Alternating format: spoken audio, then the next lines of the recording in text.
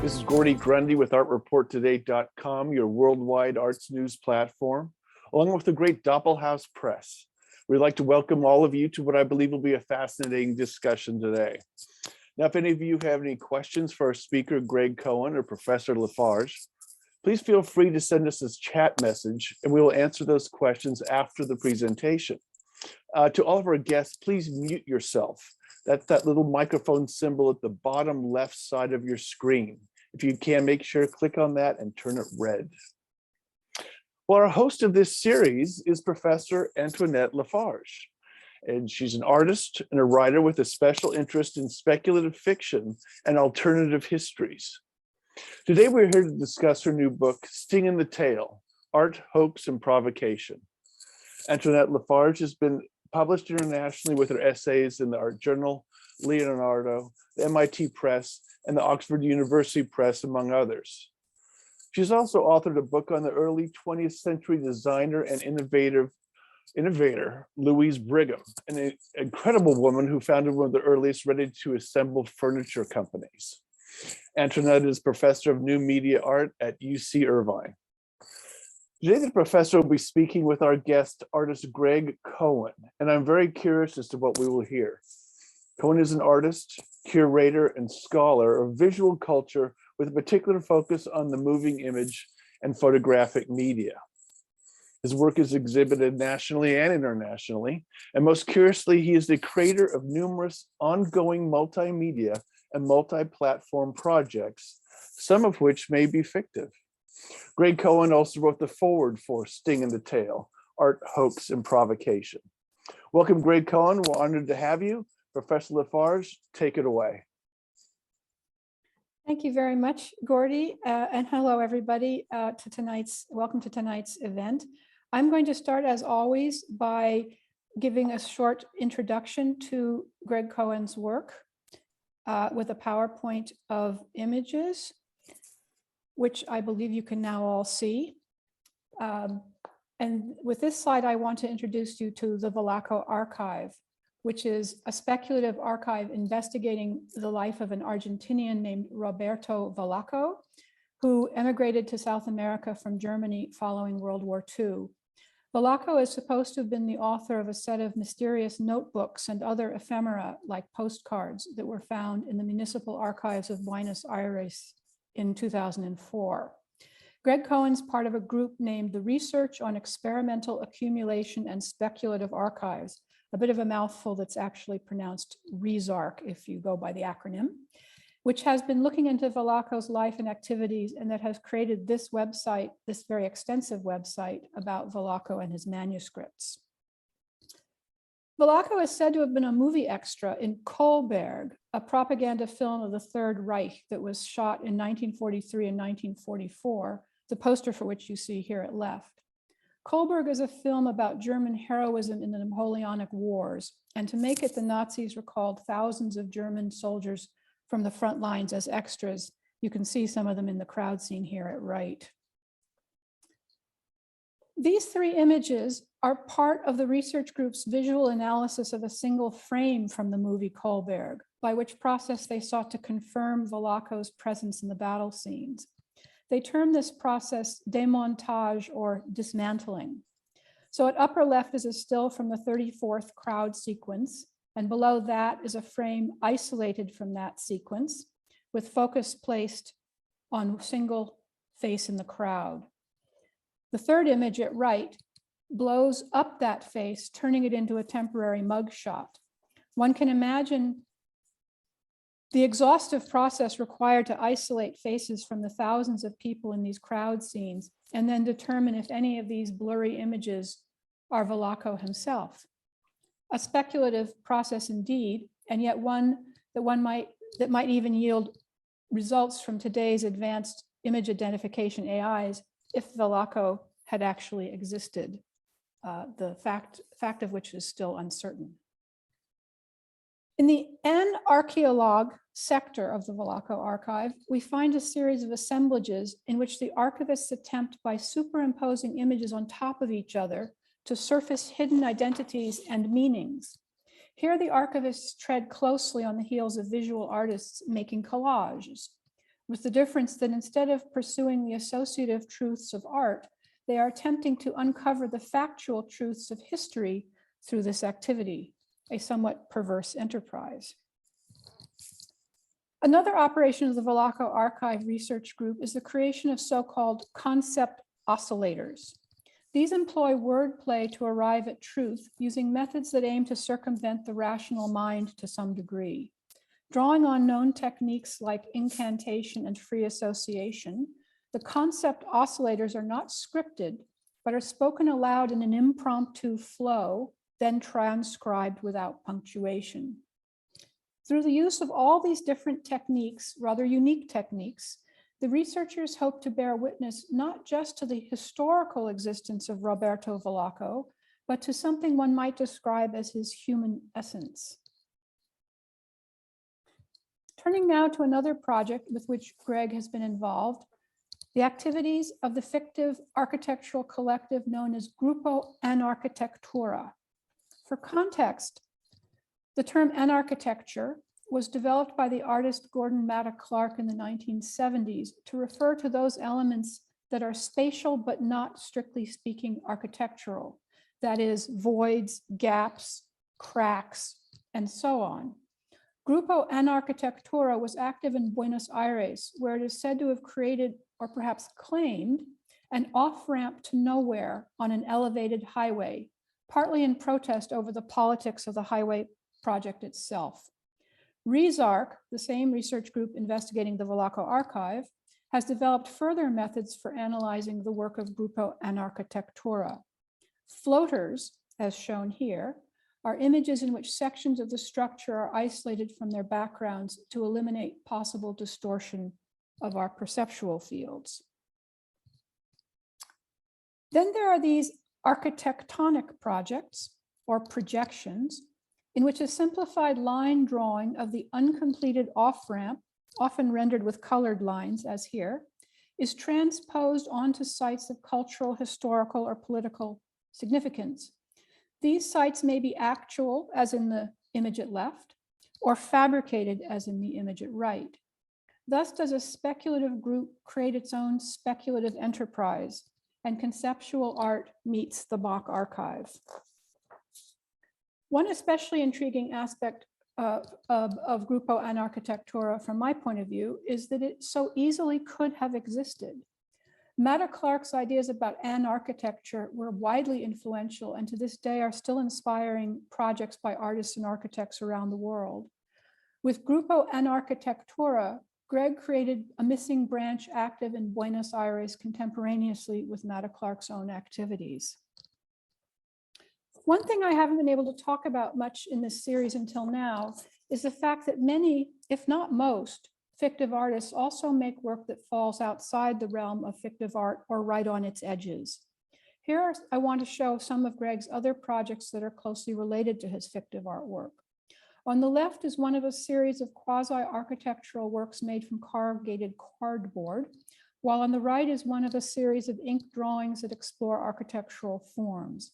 Both series are clearly speculative in nature, like the work of Grupo Anarquitectura. This collage by Greg merges newspaper clippings, maps, and found photographs, the same kinds of materials that feature in the Valaco Archive and that the investigators relied on in an attempt to establish the outlines of Roberto Valaco's life. All the materials have been rephotographed at least once, a reminder that such archival materials are always at least one remove from direct experience and often more, and that the further away one gets from the source moment in history, the more speculative any archive necessarily becomes. And finally, these two images are part of an ongoing series of composite digital photographs in which Greg has been exploring speculative architectural forms. Here, symmetry rather than gravity or function becomes the guiding principle of the forms. And now to my conversation with Greg himself. Greg, thank you for joining us tonight. I very much appreciate your presence here. And I was hoping that you could start by telling us a little more about how and why you came to create the Valaco Archive and work with this figure, this mysterious figure known as Roberto Valaco? Thanks, Antoinette. It is such a pleasure to be here and to have yet another in a long series of conversations that you and I have had about fictive art, among other kinds of arts. So I'm really grateful for the invitation. The Valaco Archive, how did I come to it, or how did it come to me? You know, it might be safer to say, or might be more accurate to say, and this might apply also to other fictive projects, that I, at least in my relationship to the project itself, I am as much a creation of the project as the project is a creation of mine. And I think that definitely goes without saying for the Valaco Archive.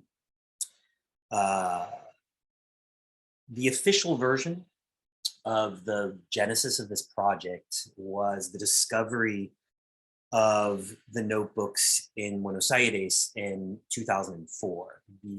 I was in Buenos Aires at the end of 2004. It was the end of a kind of a long research junket, months long, I mean, actually almost a year long. And I was really at wit's end with a project that I was working on that was going nowhere. And I was making one last stop in one obscure archive based on a footnote that I had found in a source at the National Library.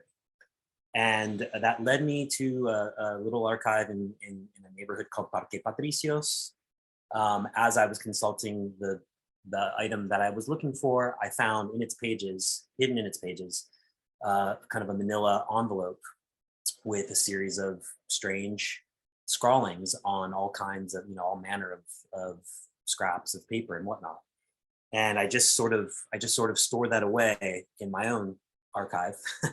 And it was only later that I realized the possible import of those notebooks that I had found. It was actually while I was teaching a course on film history at Harvard, and learned about the film Kohlberg, and learned about the thousands of movie extras that were called from the front lines to serve in the crowd scenes, and remembered this strange reference to precisely that experience in the notebooks that I had found in Buenos Aires.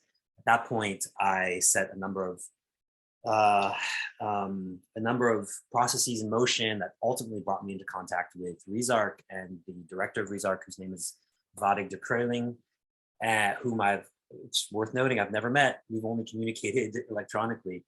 But he is the kind of orchestrator of a kind of loose confederation of independent researchers all over the place, and we all sort of contribute independently to the creation of our projects. I should actually add, though, that it's really possible that string of events that I just described happened in an entirely different order.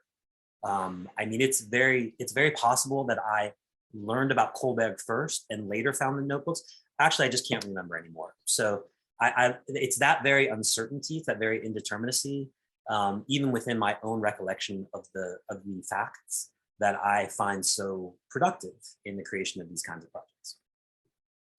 I'm really glad you brought up the question of uncertainty, because one of the striking things, even a peculiarity of the Valaco Archive, is that it contains a great deal of established historical fact about different matters.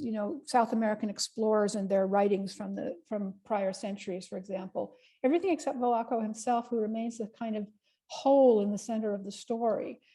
Despite all this research, there's almost no verifiable facts about him. And this is contrary to a lot of fictive art projects where the creators go to great lengths to create highly detailed biographies and lots of evidence to make it absolutely incontrovertible that this person existed in this place and time in history. So I'm very struck by this opposite tack, which almost seems to undermine the credibility of Valaco as a historical figure. And I'm wondering if, in fact, what you're investigating is less Valaco than this question of uncertainty itself in historical archives. I think I don't think I could put it better myself. Yeah, it's definitely true. There's a different sort of operative principle, I think, going on in these projects with, I mean, in comparison to other fictive works that you discuss in the book. And that might have to do with a certain sort of divergent notion of the fictive. I mean, it's definitely, you know, it has never been the objective of the Valaco Archive project or for the other fictive projects that I'm involved with to sort of attribute or establish credibility around the biography of the figures, or the figure or figures at the center of the work. I love the idea of a hole, of a sort of void from which the work emanates, because this is actually close to my reading of certain theories of the archive. Even Derrida, who locates at the in the core of the concept of the archive itself, the death drive, that what Freud refers to as the death drive, the destruction drive, the aggression drive. The thing is that I read that as a kind of centrifugal force. So in other words, the way these projects work or tend to work or tend to have worked, I don't rule out the possibility that future projects might work in an entirely different way.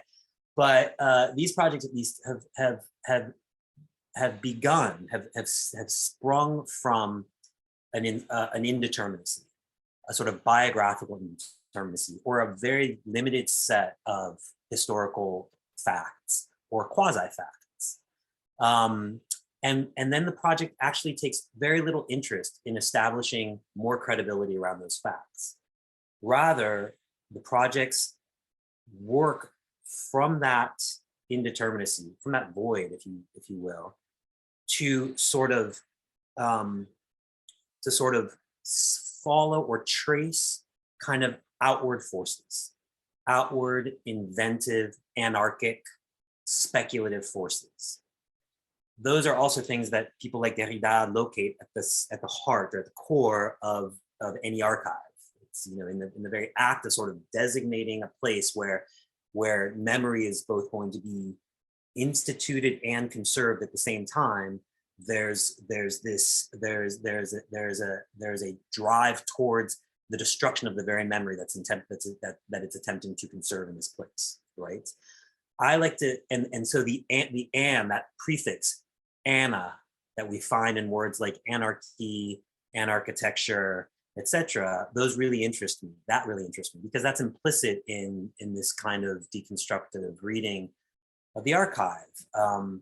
And so I'm interested in that outward centrifugal anarchic force that sort of bursts or explodes and scatters sort of multiple possible trajectories outward without any preordained kind of objective or destination. And so then the work becomes a matter of addressing a certain question, which is essentially, if this void were to generate images, what would they be?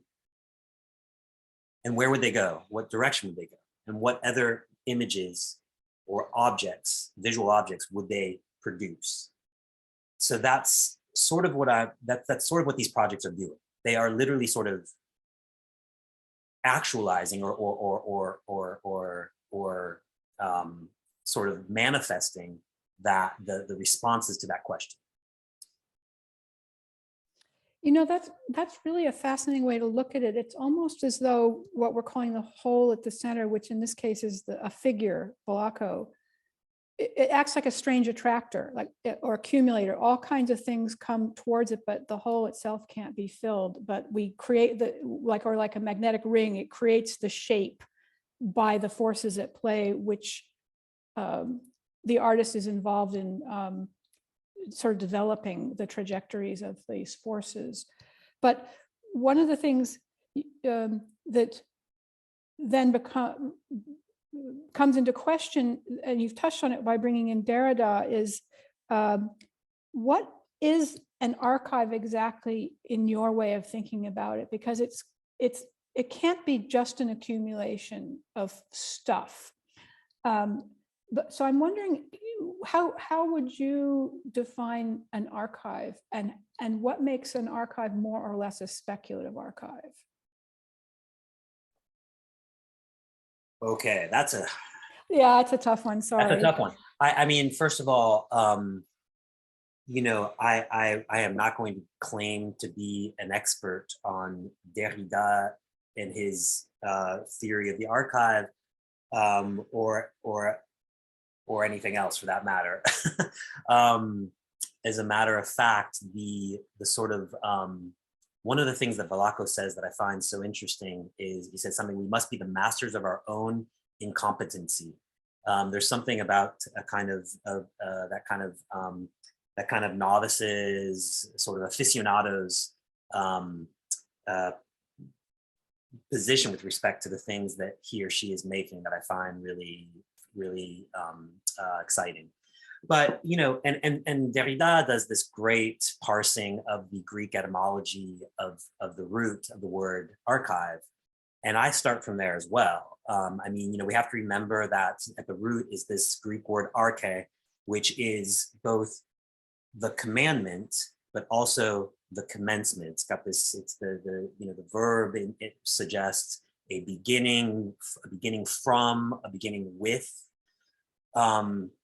So that is sort of the dimension of all archives. Every archive is both a containment and a beginning, a moving forth, right? And it is those competing tension, that the forces that threaten the memory that the archive pretends to safeguard, right? I'm interested in sort of sticking with the beginning, with the commencement, the institutive force of the archive, and having that be my guide as an artist. Because this is a lot of theoretical talk, and actually when I'm making things, I'm not actually thinking a lot about these things. They're definitely in the background, but I'm actually just sort of beginning. I'm sort of bringing forth, instituting, but not particularly interested in consigning, I guess you could say. So fair enough. I don't think most of us are thinking about that when we're doing the actual work, but I think I'm pushing on this a little bit because in some ways it strikes me that archives are the perfect model of what what fictive art itself does, which is to take a central concept and keep building out from it. You might take a person or a story in history and you have to create the evidence, and then the evidence of the evidence, and then somebody brings something else into the story, and it has this really expansive self-generating quality. And so the archive is always, it seems to me, unfinished, and it can continue once you have its structure in place. It can continue to become, as you say, this question of becoming is really important. Yes. But speaking of structure, one of the things I find fascinating about the Valaco Archive in particular is how many peculiar processes have been put in place by RISARC to investigate around this concept of Roberto Valaco's life. There's like the inventiveness seems primarily focused on actually taxonomies, all the categories that the archive has been subdivided into, and methods. And I'm interested to hear you perhaps elucidate a little bit why that is the case with this archive.